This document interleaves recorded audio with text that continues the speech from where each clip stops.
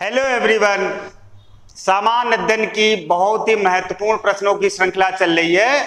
उस श्रृंखला को आज फिर आगे बढ़ाते हैं। ये जो श्रृंखला चल रही है, वीकेंड में जब 6 से 7 वीडियो हो जाएंगे उसके बाद आपको एक टेस्ट देने को मिलेगा। जो इन्हीं प्रश्नों, जो श्रृंखला में प्रश्न पूछे जा रहे हैं, इन्हीं प्रश्नों को में से वहां पर प्रश्न रखे जाएंगे और जो डिस्कस किए जा रहे पॉइंट, इनके भी बैकग्राउंड से प्रश्न वहां पर रखे जाएंगे। तो आप लोग क्या है, उस टेस्ट को अधिक से अधिक लोग ज्वाइन कीजिए और उसमें पार्टिसिपेट कीजिए। इससे आपको पता चल सके आपकी तैयारी क्या है। तो वो टेस्ट शनिवार या संडे को में भी होने की संभावना है, तो आप लोग उसको ज्वाइन कर लें और अपने मित्रों को भी बता दें। तो चलिए शुरू करते हैं। आज को देखते हैं वो कौन सी महत्वपूर्ण प्रश्न है जो एग्जाम की दृष्टि से बार बार पूछे गए हैं। तो देखते हैं आज का पहला प्रश्न, जो 1 माइक्रोन बराबर है, आप ऑप्शन ए दिया गया है 1/10 mm मिलीमीटर, और बी दिया गया 1/100 मिलीमीटर, और सी दिया गया है 1/1000 मिलीमीटर, और डी दिया गया ऑप्शन 1/10,000 मिलीमीटर। तो बताइए 1 माइक्रोन बराबर क्या होता है। 1 माइक्रोन बराबर होता है 10⁻³ मिलीमीटर, अर्थात 1/1000 मिलीमीटर। ऑप्शन सी जो है इसका करेक्ट आंसर है। नेक्स्ट क्वेश्चन की तरफ बढ़ते हैं।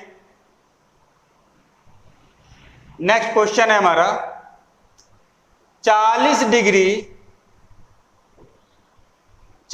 डिग्री सेल्सियस का मान फ़ारेनहाइट स्केल में होता है। ऑप्शन ए दिया गया है 104 डिग्री फ़ारेनहाइट, ऑप्शन बी दिया गया है 100 डिग्री फ़ारेनहाइट, ऑप्शन सी दिया गया है 102 डिग्री फ़ारेनहाइट, और ऑप्शन डी दिया गया है 75 डिग्री फ़ारेनहाइट। तो बताइए 40 डिग्री सेल्सियस का तापमान कितना होता है। 40 डिग्री सेल्सियस का जो 40 डिग्री सेल्सियस का फ़ारेनहाइट में तापमान होता है, F इक्वल टू क्या होता है, F equal to 9/5 Celsius plus 32। ये फॉर्मूला होता है।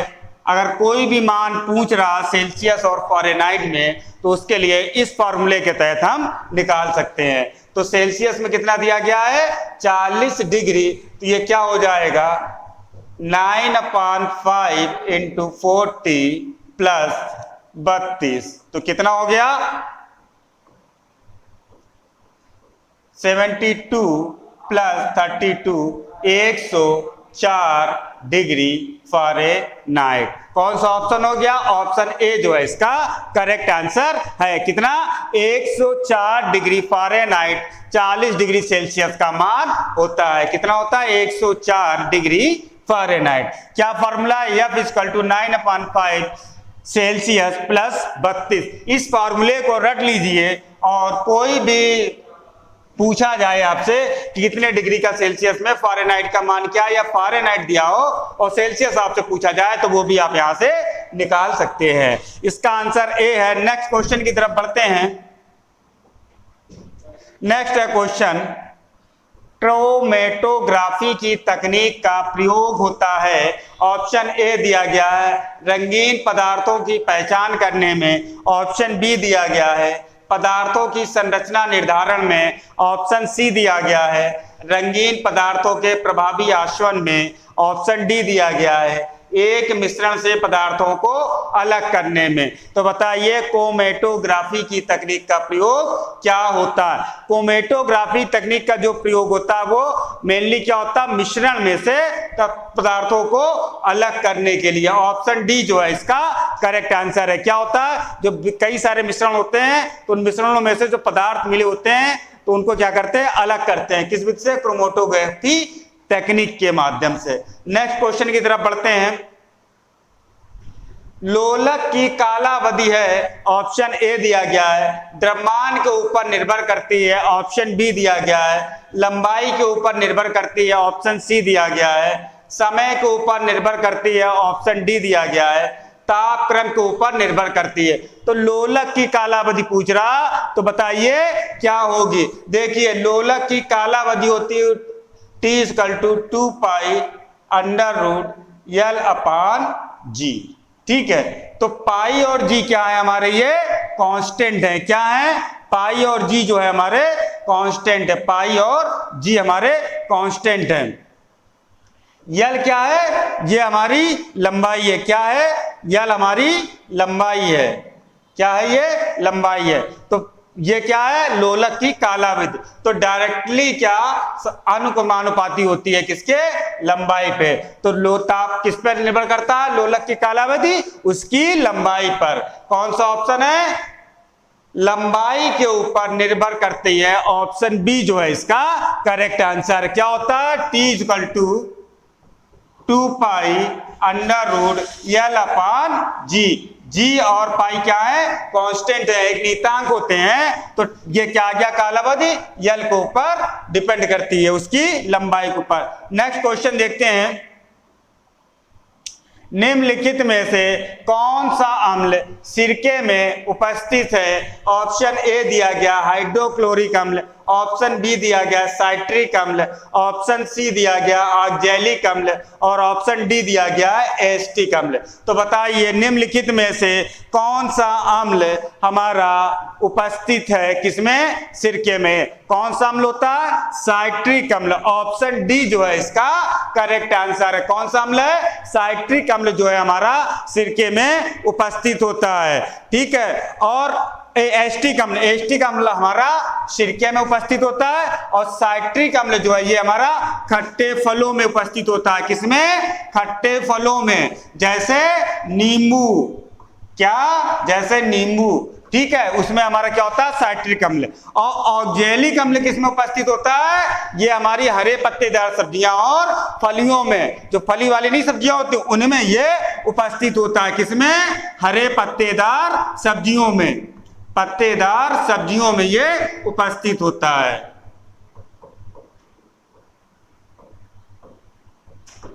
नेक्स्ट देखते हैं, ऑप्शन डी जो है इसका करेक्ट आंसर है। नेक्स्ट क्वेश्चन की तरफ बढ़ते हैं। नेक्स्ट क्वेश्चन है हमारा, कार के बैटरी में प्रयोग होने वाला अम्ल है। ऑप्शन ए दिया गया है एसिटिक अम्ल, ऑप्शन बी दिया गया हाइड्रोक्लोरिक अम्ल, ऑप्शन सी दिया गया है नाइट्रिक अम्ल और ऑप्शन डी दिया गया है हमारा क्या, सल्फ्यूरिक अम्ल।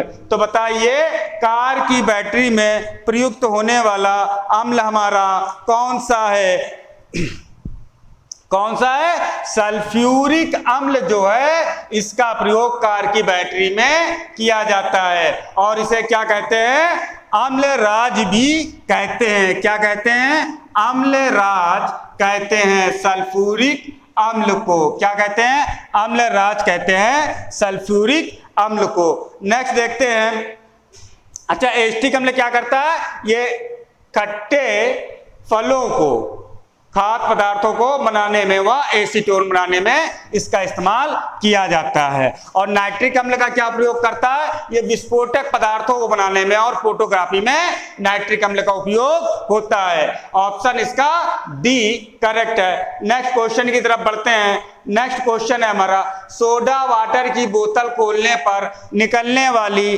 गैस है। तो बताइए सोडा वाटर की जो हम बोतल खोलते हैं तो कौन सी गैस निकलती है, तो उसमें निकलने वाली गैस, ऑप्शन ए दिया गया कार्बन डाइऑक्साइड, ऑप्शन बी दिया गया हाइड्रोजन और ऑप्शन सी दिया गया नाइट्रोजन और ऑप्शन डी दिया गया सल्फर डाइऑक्साइड। तो बताइए सोडा वाटर की जब बोतल खोलते हैं तो कौन सी गैस निकलती है, कार्बन डाइऑक्साइड। ऑप्शन ए जो है इसका करेक्ट आंसर। कौन सी गैस निकलती है, कार्बन डाइऑक्साइड। नेक्स्ट क्वेश्चन की तरफ बढ़ते हैं। नेक्स्ट क्वेश्चन है हमारा, खनिज मिनरल क्या है। ऑप्शन दिया गया है ए द्रव, ऑप्शन दिया गया है बी अकार्बनिक ठोस, ऑप्शन दिया गया है सी गैस और ऑप्शन दिया गया है डी उपरोक्त सभी।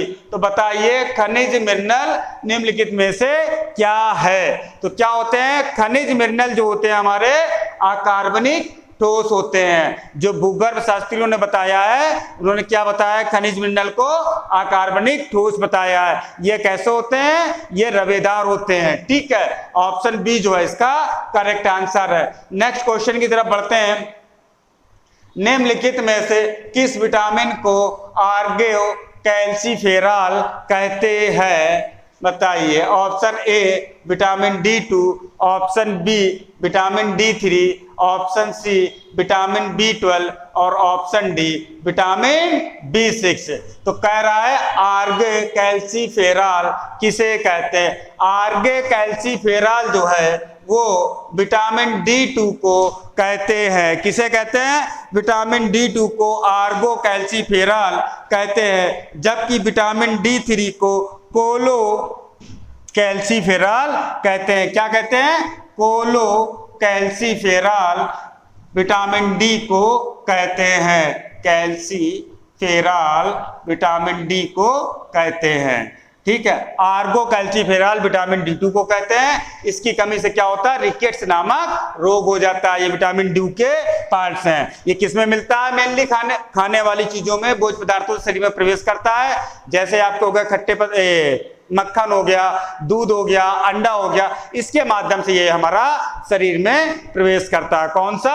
Vitamin D2 Ergo calciferol.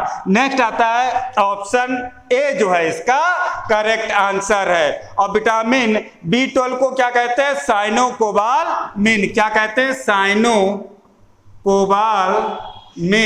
Vitamin B12 को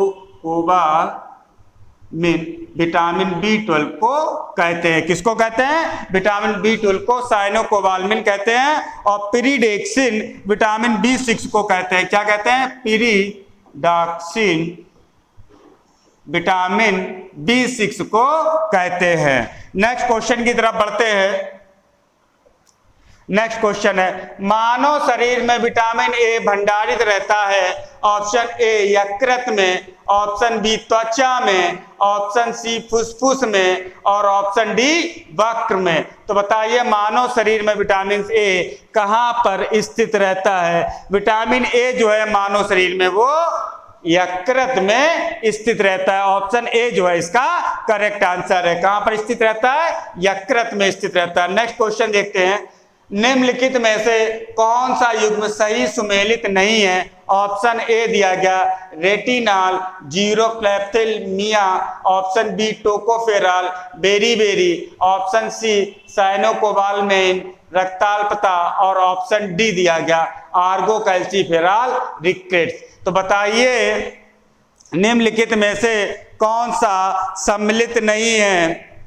ऑप्शन बी जो है टोकोफेरॉल सम्मिलित नहीं है। क्यों? टोकोफेरॉल विटामिन ई की कमी से होता है। किसकी? विटामिन ई की कमी से होता है। ई की कमी से।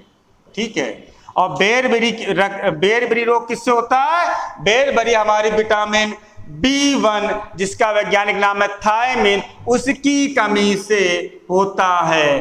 थायमिन की कमी से होता है। कौन सा रोग? बेरीबेरी। ऑप्शन बी जो है इसका करेक्ट आंसर है। नेक्स्ट क्वेश्चन की तरफ बढ़ते हैं। निम्नलिखित में से किस युग्म में सही सुमेलित नहीं है? ऑप्शन ए दिया गया है विटामिन B1 संतरा और ऑप्शन बी दिया गया है विटामिन डी कार्ड यकृत तेल और ऑप्शन सी दिया गया है विटामिन ई गेहूं अंकुर तेल और विटामिन डी दिया गया है विटामिन के अल्फा अल्फा और विटामिन ई ऑप्शन ई दिया गया है। उपरोक्त में से कोई नहीं या उपरोक्त में से एक से अधिक। तो बताइए निम्नलिखित में से कौन सा युग्म सही सुमेलित नहीं है? तो कौन सा सुमेलित नहीं है? देखिए विटामिन B1 संतरा में पाया जाता है कि नहीं पाया जाता? संतरा में जो सबसे अधिक विटामिन पाया जाता है वो विटामिन सी है। ठीक है, मेजर जो है विटामिन सी, लेकिन माइनर यानी कि सबसे कम मात्रा जो है अल्प मात्रा में हमारा विटामिन B1 भी पाया जाता है। इसलिए ये ऑप्शन तो हमारा करेक्ट हो गया।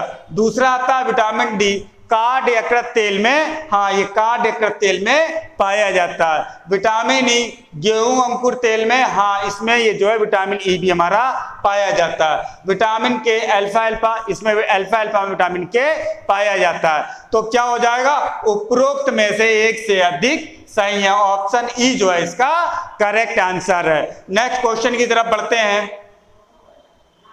जिस विटामिन में कोबाल्ट होता है वह है option A B1, option B B2, option C B6 और ऑप्शन डी B12। तो बताइए कोबाल्ट की बात कह रहा, तो कोबाल्ट निम्नलिखित में दिए गए विकल्पों में से किस विटामिन में होता है?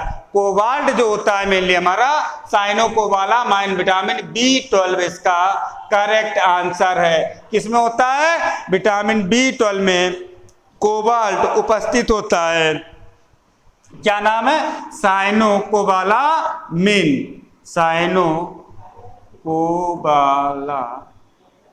कोबालामिन इसका वैज्ञानिक नाम है B12 का। इसमें कोबाल्ट हमारा उपस्थित होता है। ऑप्शन डी इसका करेक्ट आंसर। नेक्स्ट क्वेश्चन की तरफ बढ़ते हैं। विश्व की सबसे ऊंची चोटियां किस प्रकार के पर्वतों में पाई जाती हैं? ऑप्शन ए प्राचीन मोड़दार पर्वत, ऑप्शन बी प्राचीन नवीन मोड़दार पर्वत, ऑप्शन सी अवशिष्ट पर्वत और ऑप्शन डी ब्लैक पर्वत। तो बताइए विश्व की सबसे ऊंची चोटियां निम्नलिखित में से किस पर्वतों में पाई जाती हैं? तो किस में पाई जाती हैं? नवीन मोड़दार पर्वत में विश्व की सर्वाधिक ऊंची चोटियां पाई जाती। जैसे हमारा कौन सा हो गया? हिमालय पर्वत, उसमें क्या है? विश्व का नवीन मोड़दार बलित पर्वत है और उसमें सबसे अधिक ऊंची चोटियां पाई जाती है। किसमें? हिमालय में। ऑप्शन बी जो है इसका करेक्ट आंसर है। नेक्स्ट क्वेश्चन की तरफ बढ़ते हैं। हिमालय की विश्व की सर्वाधिक लंबी पर्वत श्रृंखला है। ऑप्शन ए दिया गया है हिमालय, ऑप्शन बी दिया गया है एंडीज, ऑप्शन सी दिया गया है रॉकीज और ऑप्शन डी दिया गया है आल्प्स। तो बताइए विश्व की सर्वाधिक लंबी पर्वत श्रृंखला निम्नलिखित में से किसके पास है? किसके पास है? एंडीज जो पर्वत है ये विश्व का सबसे लंबी पर्वत श्रृंखला वाला है। कहां पर स्थित है ये?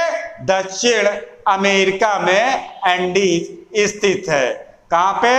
दक्षिण अमेरिका में। ठीक है। रॉकीज कहां पर है? ये हमारा उत्तरी अमेरिका में स्थित है। कहां स्थित है? उत्तरी अमेरिका में ये स्थित है। हिमालय कहां है? भारत में, दक्षिण एशिया में स्थित है। कौन सा? हिमालय। ऑप्शन बी जो है इसका करेक्ट आंसर है। नेक्स्ट क्वेश्चन की तरफ बढ़ते हैं। कोकोस प्लेट किनके मध्य पाई जाती है? ऑप्शन दिया गया है ए मध्य अमेरिका तथा प्रशांत प्लेट के, ऑप्शन दिया गया है बी दक्षिण अमेरिका तथा प्रशांत प्लेट के, ऑप्शन दिया गया है सी लाल सागर तथा फारस की खाड़ी में, ऑप्शन दिया गया है डी एशियाई प्लेट तथा प्रशांत प्लेट में। तो कोकोस प्लेट जो है ये हमारी जो स्थित है मध्य अमेरिका तथा पश्चिमी प्रशांत प्लेट में। ऑप्शन ए जो है इसका करेक्ट आंसर है। ठीक है। मध्य अमेरिका और पश्चिमी प्रशांत प्लेट के बीच कोकोस प्लेट हमारी स्थित है। नेक्स्ट क्वेश्चन की तरफ बढ़ते हैं। नेक्स्ट है हमारा संयुक्त राज्य अमेरिका का राष्ट्र बाउल निम्नलिखित में से किस प्रदेश से संबंधित है? ऑप्शन ए ग्रेट लेक्स प्रदेश, ऑप्शन बी अलाबामा प्रदेश, ऑप्शन बी दिया गया है अलाबामा प्रदेश और ऑप्शन सी दिया गया कैलिफोर्निया प्रदेश और ऑप्शन डी दिया गया पिट्सबर्ग प्रदेश और ऑप्शन ई दिया गया उपयुक्त में से कोई नहीं या उपयुक्त में से एक से अधिक। तो राष्ट्र बाउल का जो क्षेत्र है निम्नलिखित में से संयुक्त राज्य अमेरिका में ये कहां पर स्थित है? ये हमारा उत्तर पूर्वी क्षेत्र है। किसका? संयुक्त राज्य अमेरिका का, जो लौह उत्पादन के लिए प्रसिद्ध है। कौन सा क्षेत्र है? उत्तर पूर्वी क्षेत्र है जो हमारा लौह उत्पादन के लिए प्रसिद्ध है। किसके लिए? लौह उत्पादन के लिए प्रसिद्ध है। ठीक है। ग्रेट लेक्स नहीं है वहां पर, उत्तर पूर्वी क्षेत्र में अलाबामा प्रदेश में नहीं है, कैलिफोर्निया प्रदेश में नहीं। क्या है इसका आंसर? उपयुक्त में से एक से अधिक। ऑप्शन ई जो है हमारा उपयुक्त में से कोई नहीं, ऑप्शन ई जो है इसका करेक्ट आंसर है। नेक्स्ट क्वेश्चन की तरफ बढ़ते हैं। नेक्स्ट है निम्नलिखित में से जनजाति और राज्य की कौन सी जोड़ी सही नहीं है? ऑप्शन ए दिया गया है भील गुजरात, ऑप्शन बी दिया गया है गद्दी हिमाचल प्रदेश, ऑप्शन सी दिया गया है कोटा तमिलनाडु और ऑप्शन डी दिया गया है टोडा केरल। तो बताइए निम्नलिखित में से कौन सी जनजाति का सही सुमेलन इसमें से नहीं है? तो कौन सी जनजाति है? टोडा जो जनजाति है ये हमारी कहाँ पाई जाती है? तमिलनाडु में पाई जाती है। कौन सी?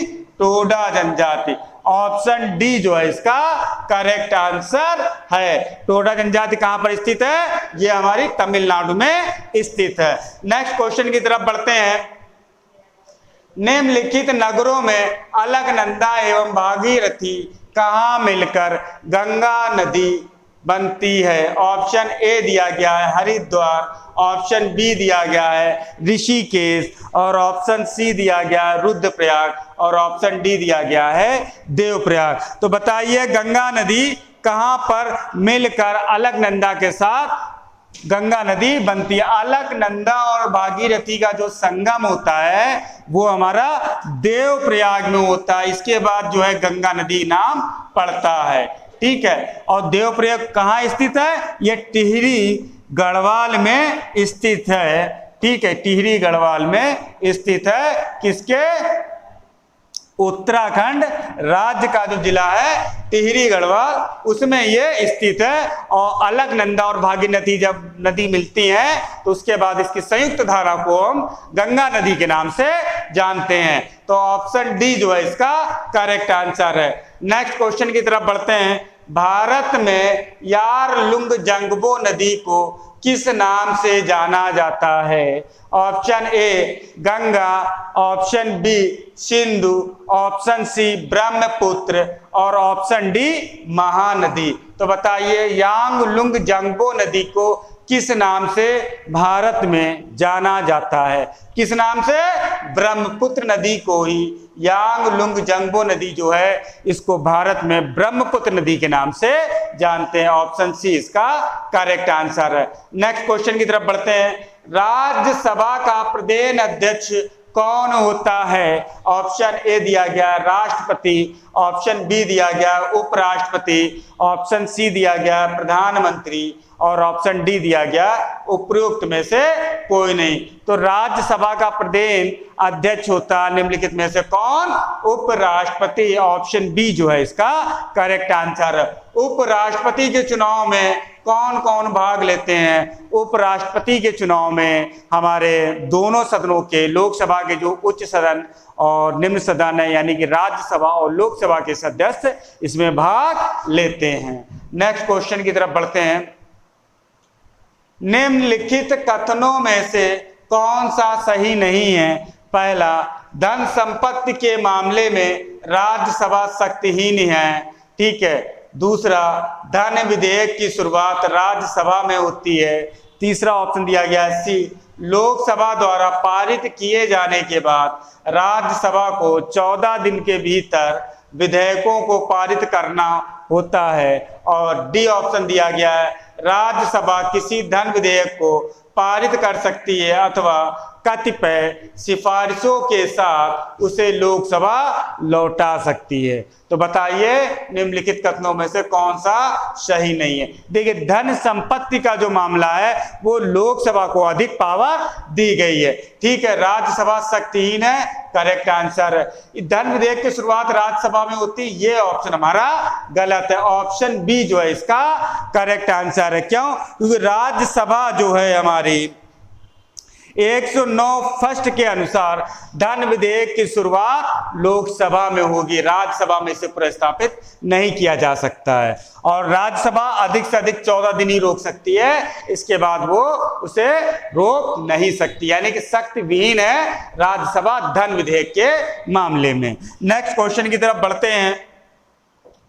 नेक्स्ट है, धन विधेयक पेश किया जा सकता है, बताइए। ऑप्शन ए दिया गया है केवल लोकसभा में, ऑप्शन बी दिया गया है केवल राज्यसभा में, ऑप्शन सी दिया गया है लोकसभा व राज्यसभा दोनों में, ऑप्शन डी दिया गया है लोकसभा व राज्यसभा दोनों के संयुक्त सत्र में। तो बताइए धन विधेयक जो है हमारा वो पेश किया जा सकता है केवल लोकसभा में। ऑप्शन ए जो है हमारा करेक्ट आंसर है। क्या है? धन विधेयक को जो पावर दी गई है वो केवल और केवल हमारे लोकसभा को दी गई है। ठीक है।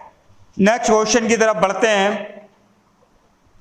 लेखानुदान बना है, ऑप्शन दिया गया है ए कैग की रिपोर्ट पर मतदान के लिए, ऑप्शन दिया गया है बी अप्रत्याशित व्यय को पूरा करने के लिए, ऑप्शन दिया गया है सी बजट पारित लंबित होने के कारण निधि आवंटन हेतु, और ऑप्शन दिया गया है डी बजट के लिए। लेखानुदान जो बनाया गया है, तो ये ना ऑप्शन को देखिए और बताइए क्या इसका आंसर हो सकता है। क्या है? बजट पारित लंबित होने के कारण निधि आवंटन हेतु लेखानुदान बना है। ठीक है, ये अनुच्छेद 116 में लोकसभा सांसद को ये पावर है कि वो इसको पास कर सकती है। ठीक, लेखानुदान हो। नेक्स्ट ऑप्शन सी इसका करेक्ट आंसर। नेक्स्ट क्वेश्चन की तरफ बढ़ते हैं। लोक लेखा समिति अपनी रिपोर्ट प्रस्तुत करती है, ऑप्शन ए दिया गया नियंत्रक एवं महालेखक परीक्षक को, ऑप्शन बी दिया गया लोकसभा के स्पीकर को, ऑप्शन सी दिया गया संसदीय मामलों के मंत्री को, ऑप्शन डी दिया गया है भारत के राष्ट्रपति को। तो बताइए किसको ये अपनी रिपोर्ट प्रस्तुत करती है? लोक लेखा समिति अपनी रिपोर्ट किसको प्रस्तुत करती है? लोकसभा स्पीकर को। किसको प्रस्तुत करती है? लोकसभा स्पीकर को अपनी रिपोर्ट प्रस्तुत करती है। लोक लेखा जो समिति है इसमें कुल 22 सदस्य होते हैं, जिसमें से 7 हमारे राज्यसभा से और 15 हमारे लोकसभा से होते हैं। यह प्रश्न इसी टाइप का एक हमारा उत्तराखंड का जो पेपर हुआ उसमें भी ये प्रश्न पूछा गया है। ठीक है, तो बहुत महत्वपूर्ण टॉपिक है। लोक लेखा समिति अपनी रिपोर्ट किसको प्रस्तुत करती है? लोकसभा स्पीकर को। ऑप्शन बी जो है करेक्ट आंसर। नेक्स्ट क्वेश्चन की तरफ बढ़ते हैं। महात्मा बुद्ध ने अपना पहला धर्म चक्र प्रवर्तन किस स्थान पर दिया था? ऑप्शन ए दिया गया है लुम्बिनी में, ऑप्शन बी दिया गया है सारनाथ में, ऑप्शन सी दिया गया है पाटलिपुत्र में, ऑप्शन डी दिया गया है वैशाली में। तो बताइए महात्मा बुद्ध ने अपना पहला धर्म चक्र प्रवर्तन किस स्थान पर दिया था? तो किस स्थान पर दिया था? पहला जो इन्होंने दिया था वो सारनाथ में 5 ब्राह्मणों को दिया था। अपना जो ज्ञान प्राप्त हुआ था केवल इनको, उसके बाद इन्होंने पहला जो अपना उपदेश दिया था प्रचार प्रसार के लिए वो 5 ब्राह्मणों को दिया था। कहां पर? सारनाथ को। उस घटना को जो है क्या कहा गया? बौद्ध धर्म चक्र प्रवर्तन कहा गया। ऑप्शन बी जो है इसका करेक्ट आंसर है। नेक्स्ट क्वेश्चन की तरफ बढ़ते हैं। नेक्स्ट हमारा महात्मा बुद्ध का महापरिनिर्वाण कहाँ हुआ था? ऑप्शन ए दिया गया है लुम्बिनी में, ऑप्शन बी दिया गया है बोध गया में, ऑप्शन सी दिया गया है कुशीनगर में, और ऑप्शन डी दिया गया है कपिलवस्तु में। तो बताइए महात्मा बुद्ध का महापरिनिर्वाण कहां पर हुआ था? इनका जो महापरिनिर्वाण है वो कुशीनगर में लगभग 80 वर्ष की आयु में हुआ था। ठीक है, कहां पे? ऑप्शन सी जो है करेक्ट आंसर है इसका। ठीक है, जब महात्मा बुद्ध की मृत्यु की जो घटना होती है वो हमारे कुशीनगर में होती है, और इसी घटना को बौद्ध धर्म में क्या कहा गया? महापरिनिर्वाण।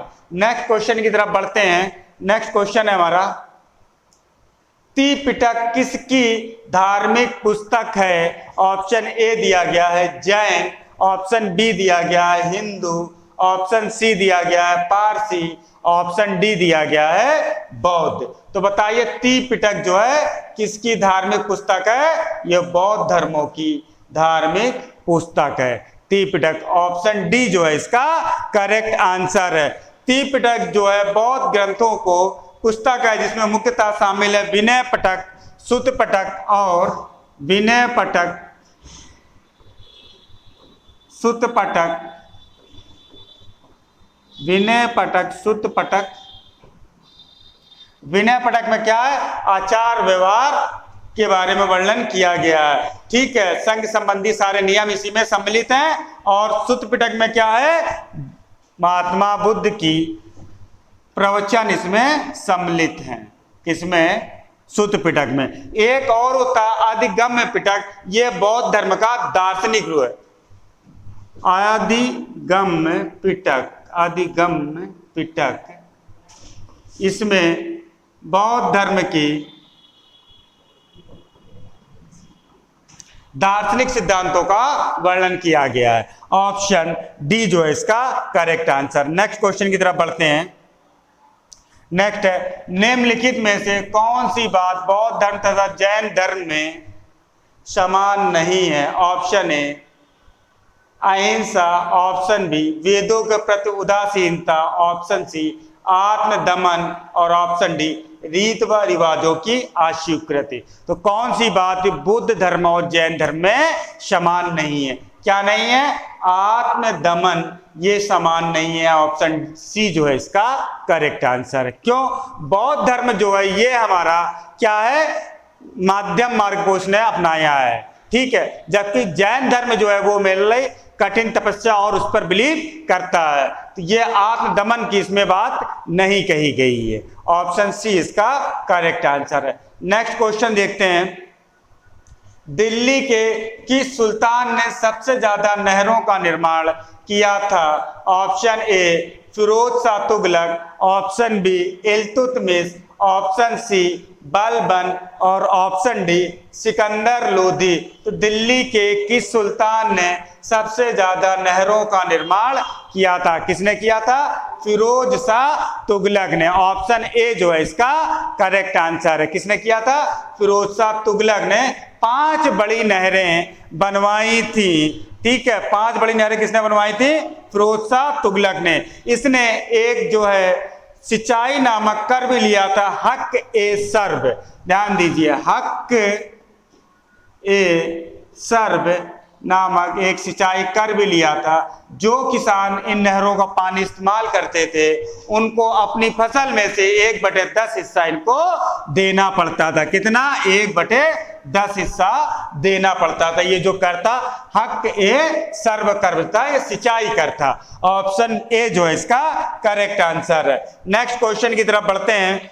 फिरोज तुगलक द्वारा स्थापित दान उल सफा क्या है? ऑप्शन ए एक दानशाला, ऑप्शन बी एक खैराती अस्पताल, ऑप्शन सी एक पुस्तकालय और ऑप्शन डी तीर्थ यात्रियों के लिए एक आतिथ्य गृह। क्या है?